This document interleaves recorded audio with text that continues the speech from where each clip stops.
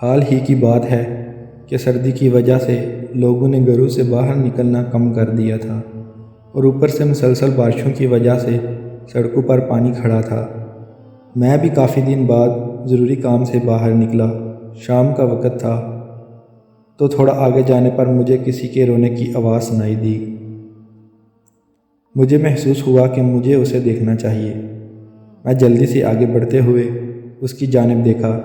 جب دیکھا تو میں اپنی حالت بیان نہیں کر سکتا کہ اسے دیکھ کر میرا دل کتنا دکھا۔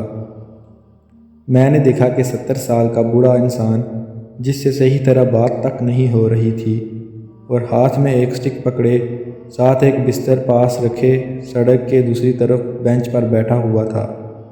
کپڑے اتنے گندے کہ پاس سے گزرنے والے بھی برداشت نہ کرتے۔ میں نے پاس جا کر اس سے پوچھا کہ آپ کہاں سے آئے ہیں اور اتنی سردی میں اور شام کے اس وقت ادھر کیوں بیٹھے ہیں؟ وہ رونے لگ گئے اور کہنے لگے، بیٹا، میری بیٹی اور اس کا شوہر مجھے چھوڑ کر گئے ہیں۔ کب سے انتظار کر رہا ہوں، ابھی تک آئے نہیں۔ مجھے کہہ رہے تھے ہمیں کام ہے، کر کے آتے ہیں، آپ ادھر رکو۔ 3 گھنٹے گزر گئے، ابھی تک واپس نہیں آئے۔ میں اور کہاں جاتا؟ میرے مزید پوچھنے پر انہوں نے بتایا کہ 3 بیٹے ہیں اور 5 بیٹیاں، مگر نہ بیٹوں کے گھر جگہ ہے میرے لیے اور نہ بیٹیوں کے گھر۔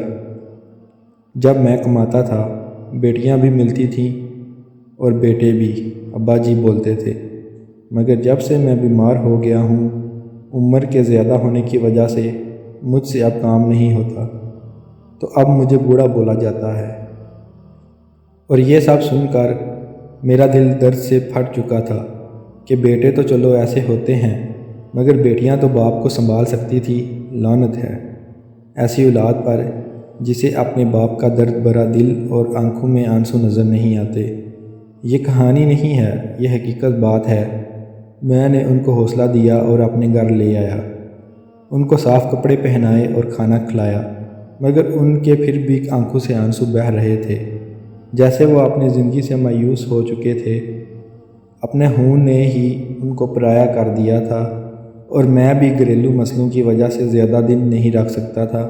اس لیے میں نے ایک عورت جو مختلف گھروں میں کام کرتی تھی اسے پیسے دیے اور بابا جی کو اس کے گھر رکھوا دیا۔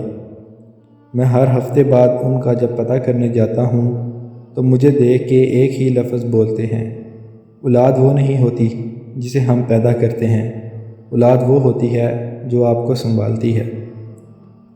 میں مسکرا کر آ جاتا ہوں، مگر مجھے بہت دکھ ہوتا ہے ایسے افراد کو دیکھ کر۔ خدا را خیال کیجیے، اپنے ماں باپ کو ایسے دکھ مت دیں۔ والدین 10 بچوں کو گھر میں رکھ سکتے ہیں، مگر 10 بچے ایک والدین کو نہیں سنبھال سکتے۔